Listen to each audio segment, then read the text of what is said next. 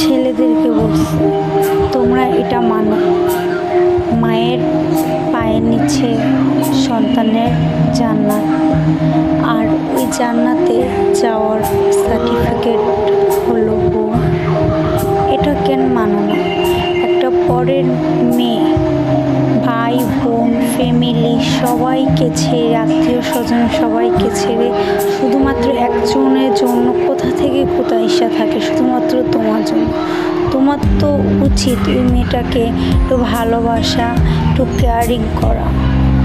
মেয়েটা কী চায়? মেয়েটা তোমাতে ধন সম্পদ কোনো কিছুই চায় না। মেয়েটা চায় তুমি তার ছায়া হয়ে থাকবা, তার একটু কথা শুনবা, তাকে একটু রেসপেক্ট করবা, তাকে একটু কেয়ার করবা, এটাই চাও।